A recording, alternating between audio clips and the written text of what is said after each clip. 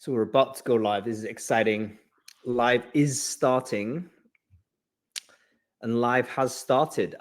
So welcome everybody. Welcome everybody to the final part of our three-part series with our friends at Figures. It's been one of the most interesting conversation webinar series that I've done so far, particularly because we're able to focus narrowly on a very important part of the HR and recruiting process, compensation. So folks, if you can hear me in this sort of webinar, welcome to the show. Hope you've enjoyed your experience so far. And yeah, this will be a very interesting and topical issue for today, because we are going to be talking about the EU Pay Transparency Directive, which became law earlier this year in January 2023. But we anticipate it will be operationalized and implemented by many companies next year. So folks, just a quick sound check. A lot of us might be getting used to this sort of a cool webinar tooling. So just want to make sure everyone can hear us okay. I assume that sort of everyone's familiar with how these things work, but just want to check. I want to make sure everyone can hear us in chat. So if you can kind of hear audio and see Virgil and Rachel on screen, just say hello in the public chat there. You should see it on the nav bar on the right. We're also going to do some polling on there as well. Usually there's multiple polls. So do make your comments and sort of make your opinions known on the polling. Check it out there and give us a view. We'll revisit that in the midway point of the show. And of course, we'll do Q&A throughout. So make sure you use the chat to ask questions, and we'll be interacting with those either at the end of the show or sort of throughout if we think it's relevant. Oh, okay, cool. I think people can hear me okay. Let's do some quick intros. My name's Hung Lee, of course. And my co-host is Virgil. Virgil, why don't you quickly introduce yourself? Who are you? What it is you do? Of course. So I'm Virgil, indeed. I'm the CEO and co-founder of Figures, which started a bit more than 3 years ago now. And before creating Figures, I'm going to get to what Figure is. I've been in HR for 11 years in organization of all sizes, from like, 25 employees to like 30,000, I think. And I decided to create Figures to create a compensation management solution that I would have loved to use back when I was an HR person. And yep, that's it. I'm happy to talk about pay transparency, which is a topic, like probably the number one topic. Transparency and pay transparency, I'm obsessed with at the moment, even more than AI, which is saying a lot. Yep, fantastic. And we have Rachel Gibbs here as well. Rachel, great to see you. Can you quickly introduce yourself? Who are you? What it is you do? Hi, Hung. So I have a lot of compensation benefits experience as well. I've been working in the field for far too long, and lately I've been focusing on pay transparency, pay equity, really to get companies ready for this new change within the European Union. And it's a really exciting time. Lots going on, lots changing, and it's only recently that the outlook is clear. And companies know where they're to focus their efforts. So it's a lot's going on. Yep, fantastic. And hopefully today we're going to get a view on how that works. Folks, let's go straight to the polls, because the first question we're going to talk about is gender pay gap data. Do you keep track of this? Yes, no. Go to the right-hand side of the polls. Please make your verdict known on that. I'd like to see how we go with this, because let's sort of deal with the kind of topic number one on the directive, which is the requirement for companies above a certain size, I think above 100 employees. They need to annually publish a gender pay gap reporting, or gender pay reporting, let's say. So even if there is no gap, you need to report it, which of course means you need to collect it. So how many companies actually are collecting things like, who is getting paid what? I'm sure we all know who's getting paid, but you need to collect the gender data on this. So are you mapping who is getting paid what with the gender of the people? So that's the question on the poll. Please make an answer. Rachel, I've probably mangled the description of this one component. So I wonder whether you could describe unequivocally what this actually means and what the requirement is for companies underneath this directive. So there will be gender pay gap reporting, and if the gender pay gap is through the organisation where women are placed or against men, from lower quartile through to upper quartile salaries, the top quarter, the bottom quarter, and in the middle as well. And the other element that's going to be important is looking at jobs of equal value. So if you have you're doing work of similar value to a group of male employees, you have a right to request and should receive within 2 months data showing where you are in the pay range for that, and also where the male sit and the female sit within that band for that job of equal value.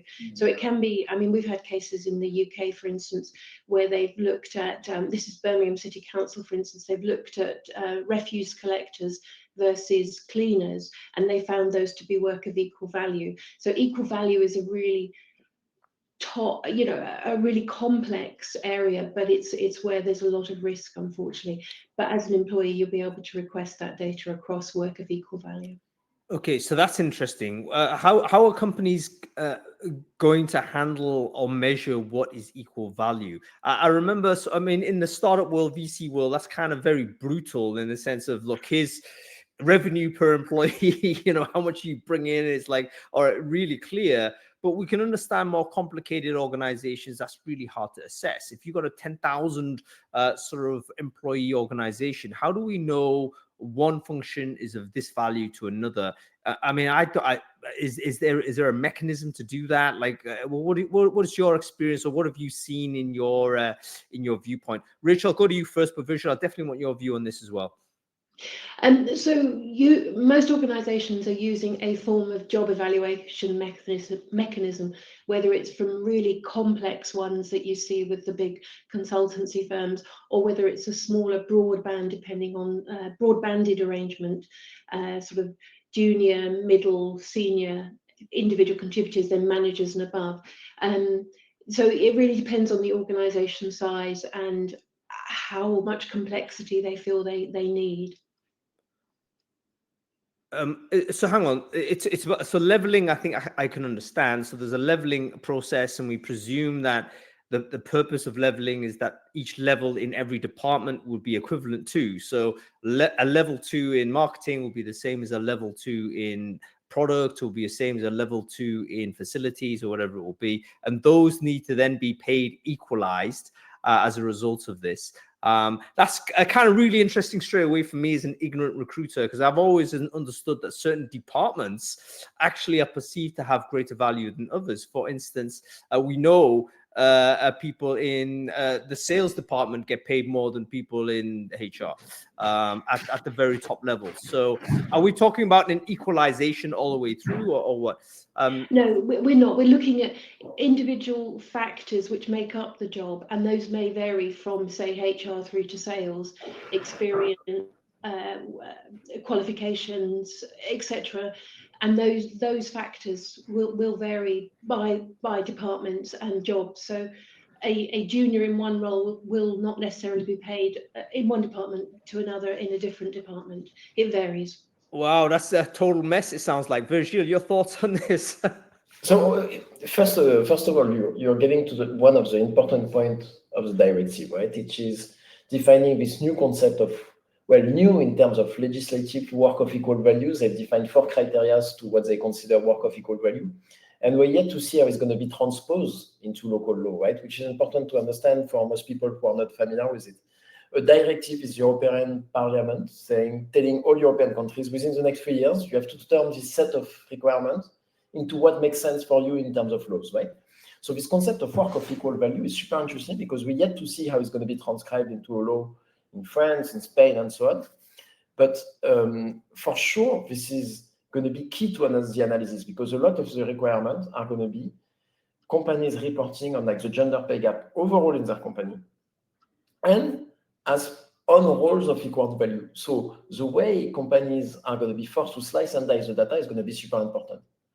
Because if they manage to slice and dice the data up to very small subset of like people are on exactly the same role, exactly the same seniority level, it's going to be completely different than if they're forced or pushed to do reporting on like much more company-wide type of reporting that's going to show a very different type of gender balance or imbalance within the company. So we're yet to see how it's going to turn out, this requirement on work of equal value, but it's going to drive a lot of the potential mess or success of the legislation. Okay, so I think what's going to happen is this legislation feels to me so intimidatingly complex that it will actually force companies to simplify their organizational structure because it's like, I can't report on it. Like, let's say you have a mega complicated company structure or whatever it might be, multiple levels, multiple, whatever it might, all this type of stuff.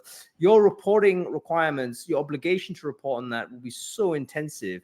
I think there's got to be some ambient pushback to say, look, we simplify this because we need to flatten the hierarchy because otherwise we ain't going to report to it. What are your thoughts in comments, folks? Do you have a plan on this? How complicated is your organization?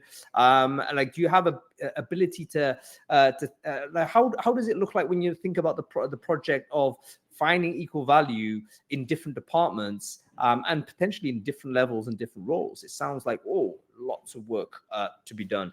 By the way, go ahead, Rachel. Well, yeah, one more point on the gender part of the reporting, because I think it's an interesting element to illustrate the concept of directive and transposition into law. Once again, you mentioned it's going to apply to companies of 100 or above.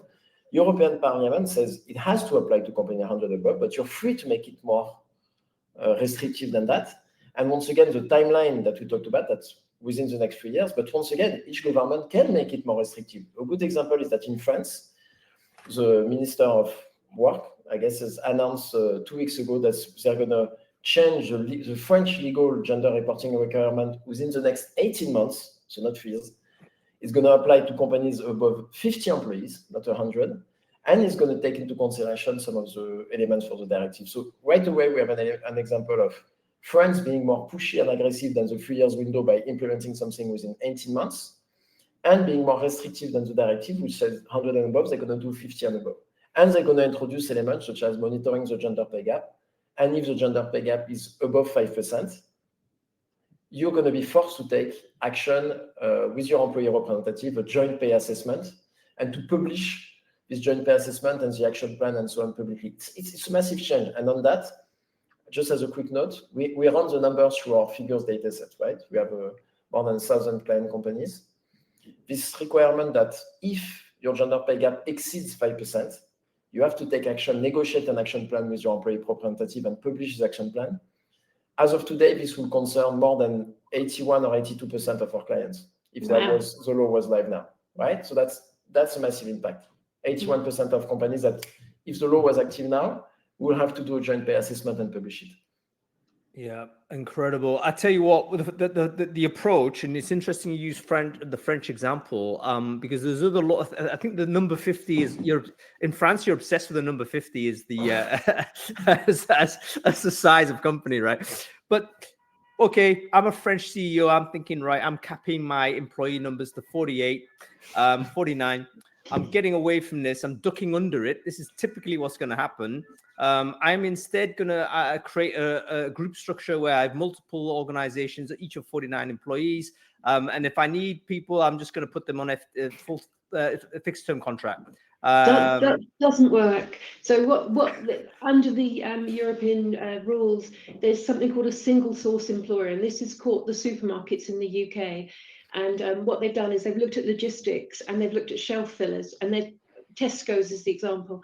That they're all a single source employer, so they're all considered as an equal, as a collective group, and on the equal work of equal value, it's included. So yeah, single source employer, doesn't matter. And that's a massive change in some countries, including France, because what you just described, Hung, is already happening. I know of a few companies, and I work with a lawyer regularly on those topics, who knows a lot of companies that to manage to get away from some of those reporting requirements, will put some of their executive people in a holding, will split people so that the reporting looks good, right? This concept of single source of employer and is a new thing in the directive that's completely going to change the way the law is going to be implemented. This is a way that's going to break up some of the shenanigans, is that the English word, just by companies to circumvent the legislation the directive is going to break right into this one as well. So no, that won't work, Mr. Fake CEO Hung. Splitting up entities below 50 won't work. Try again. Hey, I'm just representing like at least 50% of the CEOs in France. Because I think that's just a legitimate, like, if like a headache of this is like, oh my goodness, we're not equipped to deal with it. We just have to keep underneath the threshold. But what you're saying, guys, is basically, look, we're going to eliminate the idea of disguised employees. I think we have IR 35 in the UK, similar stuff where this person may not be technically on the full-time employee payroll for this entity. However, is this person effectively in a de facto way an employee of the company, in which case they're included? And that's actually one of the next sort of big points in who is covered by this directive, which is what constitutes an employee. So suddenly you have, and we've had a movement over the last 5 years or more, even pre-COVID, where companies were starting to expand their employee workforce in an alternative way. So in other words, less full-time employees, we want more part-time, we want more freelance, job share, we have maybe people on gig sort of platforms. We're mixing and matching because the sense is, look, we need to reduce the fixed cost risk of putting FTEs on, and we also need to have this kind of sense of on-demand labor force that we can scale up or scale down as and when we see fit. Now, it seems to me this type of legislation is going to be a big barrier against this trend or movement. What do you anticipate happening, guys? Do you think that companies will say, okay, great, we just have to go with the legislation, just go back to hiring FTE? Or do you think we'll be, again, a little bit more creative and start, continuing to persevere with more flexible alternative forms of work? Rachel Gibbs on that. So I think it depends. So if I think about the countries I know well, there is this idea of disguised permanent employment, and that bit of legislation doesn't change. And then you're going back to your question about how that affects this. I don't know. I suspect that if you're an employee, if you're an employer and you have a problem with disguised permanent employment, by the time you do your reporting, you may have ignored that group of people anyway, and then maybe the following year. So I suspect that kind of two will come together over time. But I think the other thing to remember, of course, that this affects candidates. So companies are going to have to share a salary or a salary range with candidates before they come for a first interview, so people will know what to expect when they join the company. Sorry, that's changing the subject slightly, but yeah. No, we're going to go into the disclosure aspect because a lot of people here are recruiters, I think, and this impacts us at the front end, even pre-employee, because there's components there as well. But let's stick on this alternative work trend, Virgile. Are governments kind of like perceiving alternative work pretty much as, look, it's just a trick to dodge compliance? Or are they kind of, able to understand that actually maybe it's companies trying to develop a more flexible way of working? Yeah, I think they've been very cautious. I mean, government by nature are quite reactionary to some that type of stuff, right? So we've seen the big move towards the gig employment from a lot of governments when it comes to the explosion of like delivery services that has been partially accelerated by the pandemic, and then hunting down employers that are trying to circumvent their responsibility as an employer by hiring gig workers on which they have like no health insurance, very poor coverage, and so on. So I think they've been hunting that down. And I think they're more cautious on that, right? In some countries, trying to ensure companies are not moving away from their responsibilities as an employer than purely considering the new ways of working, the new economy in which people can be like working as a permanent employee, going to freelancer back as a permanent. Maybe I'm too negative, but I don't think that's most of their concern that I see as of today. And going back to your point, in fact, I see these directives as a potential driver for companies to look at their organization and be like, them, what can we outsource to some companies so that our reporting and some of our obligation will look better? I think that's going to be a driver against not hiring more. It's going to be a driver against hiring more and potentially outsourcing some areas. Like in this part of the area, we know it's a mess. We know we have a lot of inequality, potentially a lot of gender imbalance. Instead of fixing the inequality, we're going to outsource part of those elements to make our reporting looks better. I'm more afraid of that. No, I think that's a totally legitimate response. So what you're saying, Virgil, is let's say your numbers don't look good. You might then think, you know what, we need to create a new entity to kind of get these people off the reporting books and equalize it up.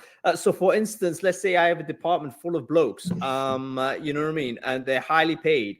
And I'm thinking that's all well and good, but I don't want to get into some compliance issue, which not only incurs a fine. So let's talk about what the penalty might be, or it may it may trigger us to have to recompensate another department in a certain way. I'm just going to hive those guys off, get them off the books on payroll, get them off the books in terms of compliance, create a new entity, maybe have them provide as a service, and then do it that way.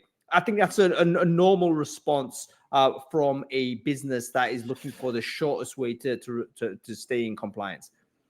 I hope not, right? But that's this, of course, what we don't want to see. And I don't want to advocate against the law because of those potential side effects, once again, because I think the law is a good thing. It's proven, and we've proven at Figures that there's a link and correlation between transparency and the closure of the gender pay gap. However, we have to acknowledge the potential side effects of it. Yep. Fantastic. Rachel, I think you were about to say something, were you? I was just thinking about cases where the opposite is true, where sometimes you have females in STEM, science, technology, and engineering, mechanical roles, and they're paid more than the men to encourage them to come into the business. And then you've got an inequality issue, which is the other way, that the men are paid less compared with women. I don't know if you can hive them off because you still need that work done. It's then a cost issue to bring the men up to the women's level, or drop the women back slowly over time. It depends. Yeah. But yeah, it's a real issue.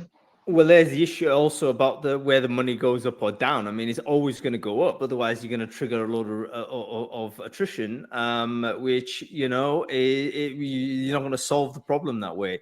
But what a fascinating challenge for entrepreneurs out there. I think there's a number of people that need to keep an eye on this. Obviously, everyone at C-level needs to have a real think about organization design and direction. And obviously, people in HR need to think about it as well. Got some questions in the chat. Let's deal with them real quick because I can't see the Q&A function, so these will be lost. I want to answer the question, does this apply to non-publicly traded companies? I think it does. It's just anybody over a certain number, doesn't it? Is that right? Can someone confirm this? Yep. Yes. Yep. 100%. The answer is clear. Anything over 100 or in local transposition, depending on but the top limit is 100, right? So local countries might do less than that. What about the company's separate entity, US or outside the EU? So I think this is relevant here. You've got let's say a UK company. I mean, we're outside of this. So presumably what UK businesses have to do is to think about how the UK government is legislating either in line with the EU or in similar fashion. But let's leave that to one side. What about a company that's got multiple jurisdictions? US company with an EU entity. How does that apply? Does it apply only to the local entity or what? Any thoughts on this? Do we know? So it's country by country. So if you're in Slovakia, it's only within Slovakia that you have to worry about the issues, of France, and follow the local rules in addition to the EU pay transparency. In the US, in certain states and certain cities, they also have pay transparency rules, which are similar but don't go as far as the EU transparency rules. So if you're a US company, you've potentially got a huge issue, which is that you've got to worry about what you're doing locally in each state, each city, relevant city, and then what's going on within the EU, and then what's going on at a country level. I think it's going to be quite a challenge for ultimately when this is up and running for companies to monitor, because the reporting dates will be different, for instance, for gender pay gap. And on this, Hank, is yes, you're a US company with a large subsidiary in the EU, like in France. You're going to have to abide by those rules. You're going to have to abide by the local law, of course, which brings us to an interesting point that we haven't touched on yet. And I agree with Rachel, it's going to start becoming a nightmare. There's been Tamara in the chat saying US has already some laws in some states, like state of New York, Washington, Illinois, Hawaii, I think since recently, and Colorado, and many more in progress. Overall, they're less restrictive than they are in Europe. But it brings me to a point that's super important, is we've been talking about the content of the legislation that's going to push local employers to act.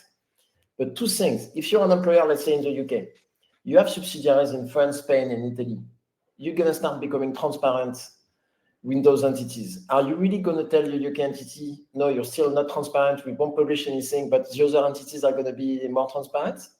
There's going to be push for larger organizations to take some of those obligations and apply them overall regardless. And then if you're an employer in the UK, you just have offices in the UK, you don't care about anything happening in the EU.